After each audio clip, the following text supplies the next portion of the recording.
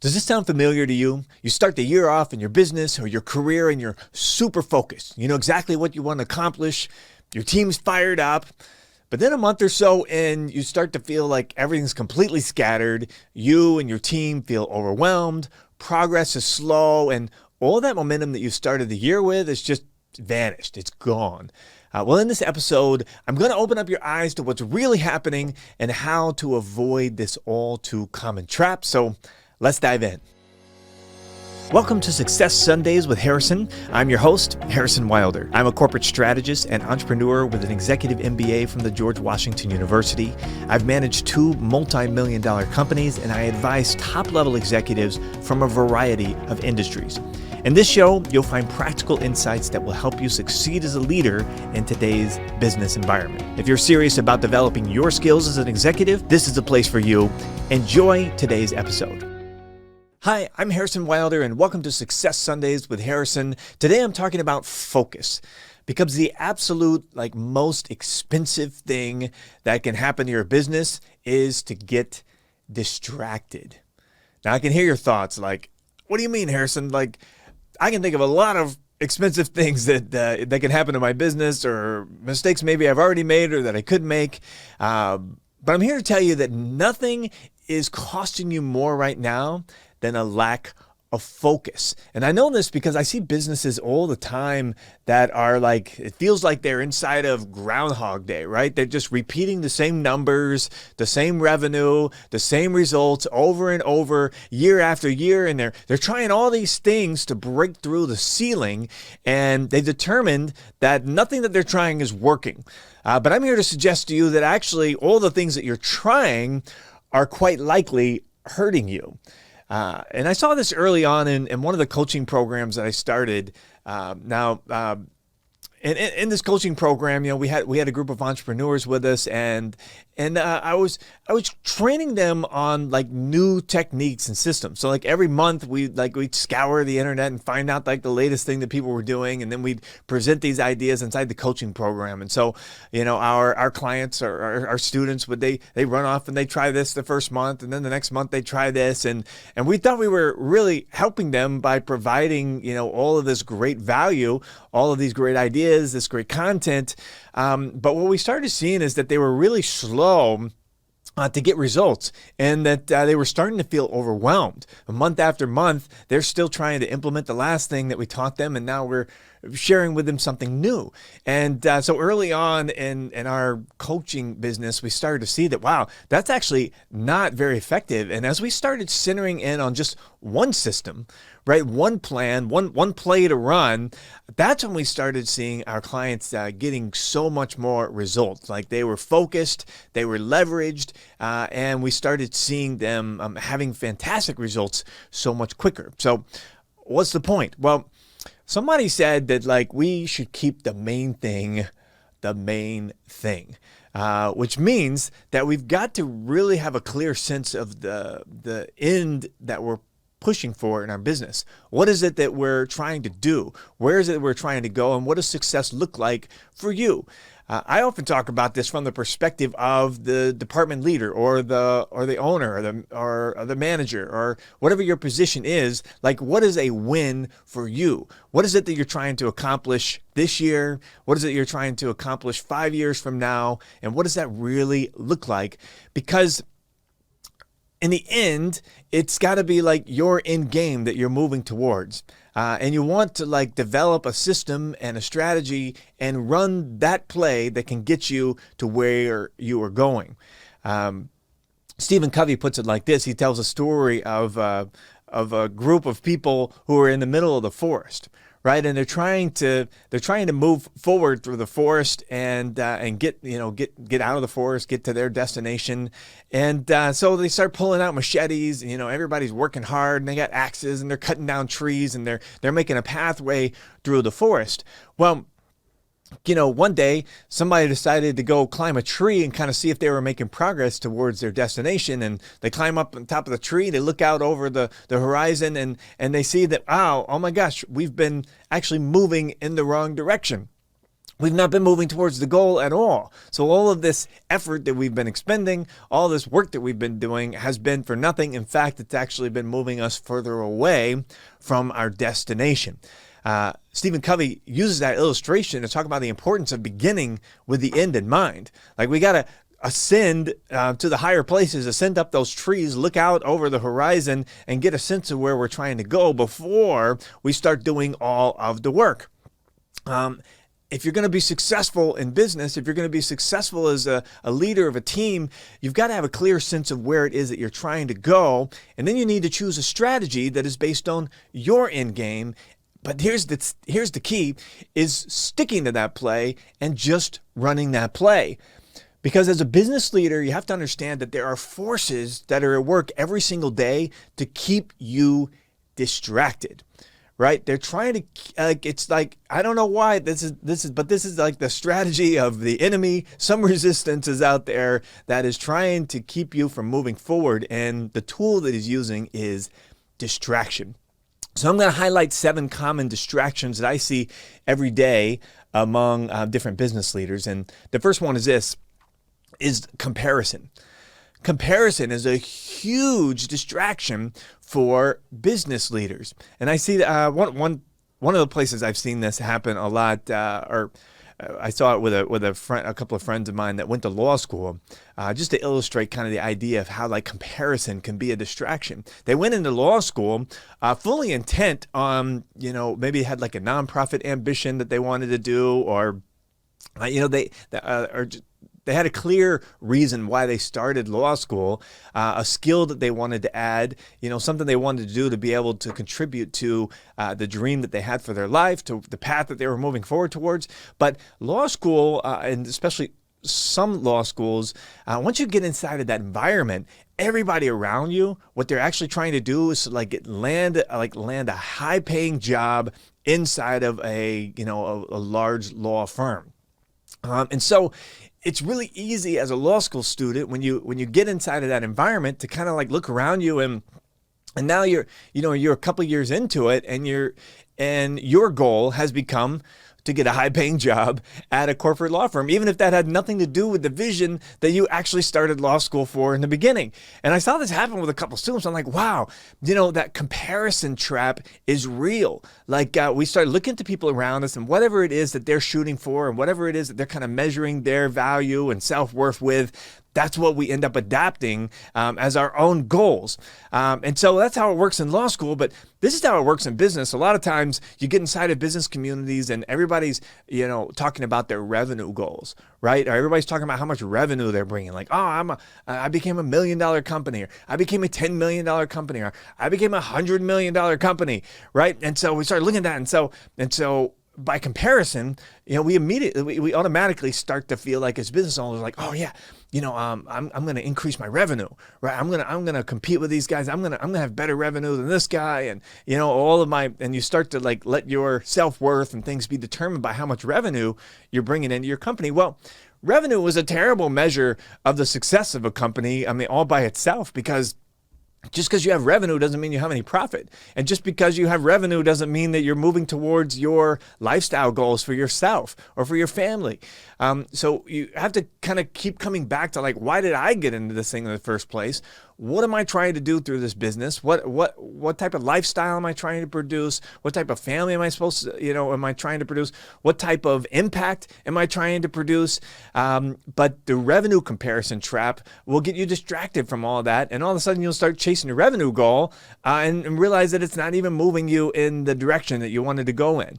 Another comparison trap is the social media followers trap, right? Where you're looking at like, oh, this person's got 100,000 subscribers and this person's got, 50,000 people following them. And so we start doing all these things to get more followers and to get more engagement. And maybe that's going to help you move towards your goal, but maybe not. Maybe you don't need to do that in order to achieve your goals, in order to achieve the vision for your business or for your department or for your team. Maybe social media followers is not like a big part of that, or maybe it's not a big part of the strategy right now. But what I've noticed is, and this can work for you, but this idea of that what gets celebrated gets replicated. And so Obviously, what that means for us inside of our teams is that, hey, we want to like celebrate the things that are moving us towards the vision, that are moving us towards our goals internally. But as an external force, you need to be aware of the environments that you're in, right? Because what gets celebrated gets replicated. And other people are going to be setting the agenda for you based on what they're celebrating. And so you want to be aware of what's going on, around you. I know when I first moved to Washington D.C., somebody gave me this advice. They said, look, in Washington D.C., if you don't have a plan for your life, somebody else is going to give you one, right? Somebody else is going to give you a plan for your own life. And I've seen that inside of different masterminds and business groups. Be aware that what is being celebrated in those groups is actually moving you towards your goals. Is it in alignment with your actual goals? Because you don't want to get stuck in the comparison trap and find yourself 1, 2, 5 years later, wow, I've hit these revenue goals, and I hit these social media followings, and I won this award, and I did that, but I actually haven't made any progress towards my own dream and vision, and why I got into this job, or why I got into this career, why I got into this business in the first place. So avoid that comparison trap. The second thing here that I see is a big distraction. I just call it negative energy. I remember one time, when I first moved to Houston, Texas, I was telling people about my big move, telling people about the church that I was excited to be a part of. And man, somebody got on my social media and just decided to like just lay it into me about how awful the church was that I was going to, and how my pastor was like terrible, and just giving me a hard time about it. And man, I got sucked into that thing, and I started thinking about that guy, and getting on there and getting into an argument with him about it, and defending the church and defending the pastor, defending my own choices, and getting into all this stuff, having a big all-out argument on social media, and here we are like 3 days later, all of this negative energy, right? And what did I accomplish towards my goals? Nothing, right? I've just got sucked into some negative energy. So look, Romans 12:8 says this. It says, whenever possible, as much as it depends on you, just be at peace with all people. And one way to think about that is just like repel negative energy that is wasting your time and your energy and your focus. So I don't know what that means for you right now, but look, sometimes you just need to remove some negative energy from your life, because you realize man, this is sucking me away from what it is I'm here to accomplish. Some of you may need to let some clients go that are like negative energy, and it's just not worth it for the amount of extra money that they're bringing into your company. Some of you just need to send some customers some refunds. Maybe they're upset with you and they're totally wrong about it. But you just need to get rid of that negative energy. Just let them go, right? Send a refund, whatever, but don't get don't get sucked into arguments with people, because arguments bring all this negative energy, and what's the point? Is winning this argument really going to move you towards the goals that you have for your business, or is it just a distraction? I understand some of you are challengers, you're you want to, and some of you are really justice oriented and it's got to be right. But I'm telling you, the negative energy is costing you more than if you just kind of choose to let this one go. So how about give them a pass? How about move on? It's just not worth the negative energy.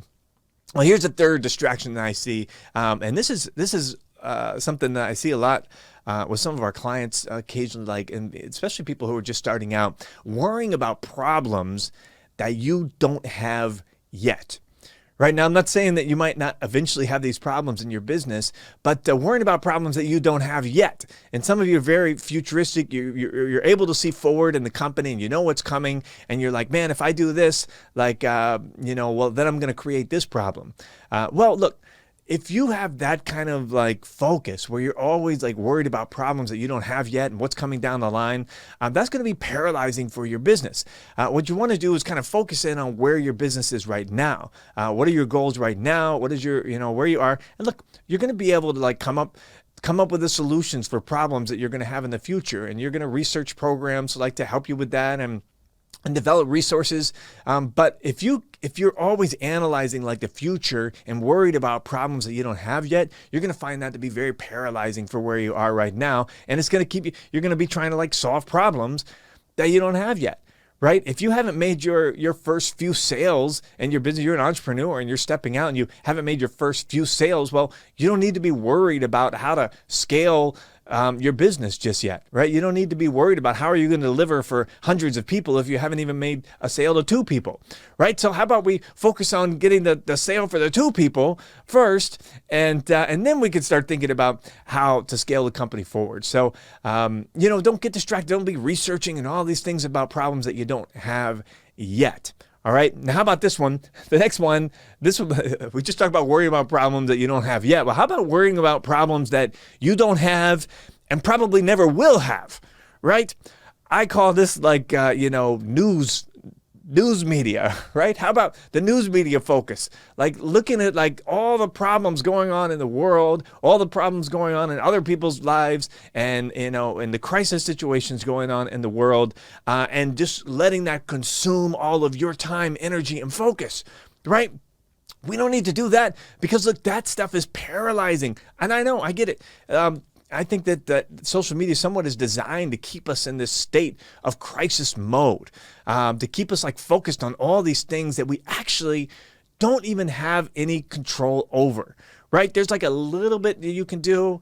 Maybe you can do your part. Maybe you can get out and vote. Maybe you can, do your part to share your opinion with people you need to. But look, when your whole life is absorbed with crises that you don't have any control over, you're paying attention to all the latest earthquakes and all the latest disasters and things that are happening and all the political stuff that's going on in the landscape around you, and that's keeping you from being able to focus on your goals and your vision and moving forward with your business. Look, this is a huge distraction, and it's a major problem in the world today. How many times have you been scrolling along on your phone, looking at things that you have no control over? They're not even your problems. And all of a sudden, it's been hours, right? It's been hours of looking through this, worrying about problems that you don't have, you probably never will have. And even if you did have them, there's nothing that you could do about it, right? That stuff is holding you back. And I know some people love to be in crisis. They love to it can give you a false sense of significance in the world, sometimes to pay attention to these things. But I'd encourage you, hey, don't let yourself get distracted, because distraction is costing you more than anything else in your business. All right, here's the number 5 thing, because we talked about worrying about problems you don't have yet. We talked about worrying about problems that you're likely never going to have, and even if you do, you can do anything about it. How about worrying about problems that you do have, right? This is another distraction. Worrying about problems that you do have. We had early on when we first started doing events, we had one very successful event, and we sold a lot at that event and brought in a lot of revenue to the company. It was amazing. We were delivering for those clients. And then we had another sales event that we did shortly after that, where we made a mistake. And during the event, we just didn't do things quite right, the way things were lined up. And although it was a small event and we made well over 6 figures at the event, people buying into our program, but the next day, every single person that bought that program refunded. We're like, what just happened? It's like, I don't know, some groupthink got in there. It was really weird. Everybody refunded, and man, that just took the wind out of my sail. And I got to be honest, I was sick with worry about it. I was just thinking oh my God, I'm thinking about all the things that could go wrong here. And because of that worry about how that went down, and, it actually distracted me and paralyzed me for a minute. We didn't do another event for a couple of months because we were just kind of worried about oh man, well, if that can happen, that could happen again, and what did we do wrong? And but I'm telling you, and obviously when things go wrong, you can fix them, right? And that's what we had to do in our business. But worrying about it doesn't help. That's why the Bible says in Matthew 6, chapter 6, verse 25, Jesus actually says, he said, don't worry about anything, right? Which of you by worrying can add a single day to his life? So he goes on so don't worry about what you're going to wear. Don't worry about what you're going to eat. He says, because your heavenly Father knows that you need all of these things. And so, look, I know that you've got problems, right? You have situations in your business that you're trying to face. My encouragement to you to be like, hey, be proactive, move, adjust the things that you can adjust, learn from mistakes, but don't allow yourself to get sucked into like worry and dread over it. The Bible gives us some great instructions about that. Hey, don't worry, but rather just kind of cast these cares over onto the Lord, right? Do the things that you can do, but then like cast these things over to, a higher power. And the Bible encourages us to do that. Like it says that through prayer, we can do that. Like, hey, just transfer these things off. Like, hey, I'm not going to receive judgment and be weighed down by these burdens of what happened and worrying about what happened. I'm going to actually transfer responsibility of those things onto God and trust that He has a plan for my life and that everything is working together for my good, which is another great scripture to hold on to when things are happening that you didn't plan on happening. Everything is working together for your good. I have a great mentor who says that everything works for you. Like everything works. Everything that you do works. Look, the mastermind you bought that you didn't feel like got the results you wanted, that thing is working. It's working. The thing that you tried in your business, that's working. Not everything works for you. Some things work on you. Right? And so you learn from them, you grow from them, and then you get to the place where those things can work for you. But everything works. Everything is working together for your good. Some things working for you, some things working on you. So don't worry. Don't let yourself get caught up and paralyzed in worry. Sixth thing is this, and I know some of you guys out there, some of you entrepreneurs, some of you high achievers out there, like you like to win, right? You're a winner. You're always looking like to get the upper hand, to you just somebody you can conquer, right? Somebody you can challenge, and that's all cool. You got to flow in your gift and things like that. But sometimes winning, like an obsessive need to win, can be a distraction. Right? Because sometimes you don't need to win in order to get what it is that you want. I was reading this story about Gideon in Judges chapter 8, and in the story, it's a long story, so I won't get into all of it. But Gideon actually starts out with like a big army of like maybe 20,000 men, and just from an impression from the Lord, he decides he needs to whittle down this army, and he keeps whittling it down. He's sending people home, he's letting people go, and then he chooses what ended up to be 600 men, and the 600 men that made up Gideon's group is going to go confront the Midianites, I believe it was. And so all these Midianites are there, and they've been oppressing the Israelites. And so Gideon and his 600 men, they go and they scare off the Midianites, and they chase them down. And then the Ephraim, all the descendants of Ephraim and some of the other Israelites, they come together and they chase down the army, and they just completely destroy the Midianites. But afterwards, they confront Gideon and they said, "Hey, what is this thing that you did where you went out with 600 men and you attacked these guys?" And then, and they were confronting him, saying like, "Hey, you were like trying to get all the credit. You were trying to beat them without us, and you were trying to humiliate us." And these leaders who did not take any initiative, right? Who didn't do anything themselves, were trying to confront Gideon for not involving them. But Gideon, it is so interesting. He actually, in his response to his brothers, he says, "Hey, how much more of a victory was it for you than anything that I did? You chased these guys down. You ultimately captured the kings of the Midianites." And he gave them all of the credit. He's like, "What you guys did was so much more important than what I did." And he did all that to keep the peace. Right? How many of us, if we were in Gideon's shoes, having just won this major victory for everybody, having just taken initiative when nobody else was willing to take initiative, how many of us would kind of be like, "Hey, you weren't doing anything, right? And you don't deserve any credit," and all this stuff. But Gideon was like, "No, I'm going to keep the peace here. I'm going to keep us together." And he gives them all of the credit for what happened in order to appease them. And it was because Gideon had a focus on what it is that he actually wanted.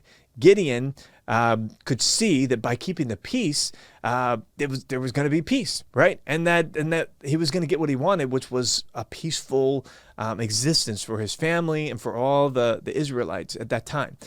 So look, sometimes you don't have to win. It's not necessary that you win in order to get what you want all the time. So for all you winners out there, don't get distracted by having to win all the time. Like, who could you give credit to and avoid a fight, right? Who could you let win a battle with you, but you can still get what you want out of it. You don't always have to fight.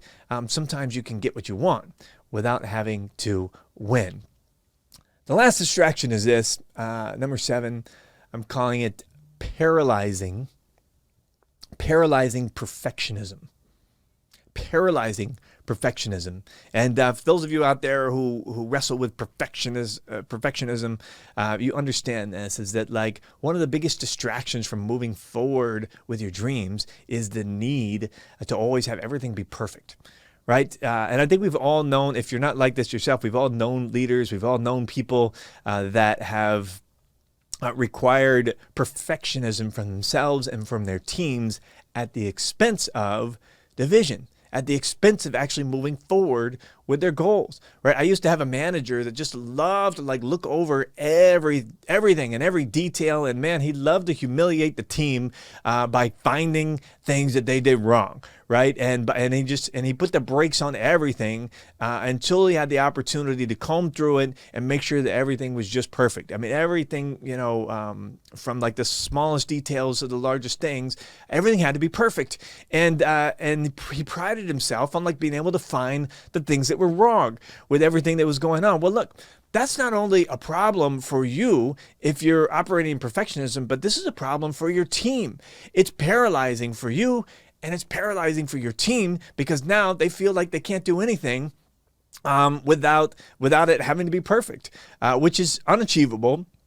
It never actually happens. And so if you're constantly putting down your team for their lack of perfection, then you're going to find yourself having a team that doesn't know how to make progress. You're going to be doing the same thing year after year and not getting any better results because nobody's going to be willing to step out and actually move things forward.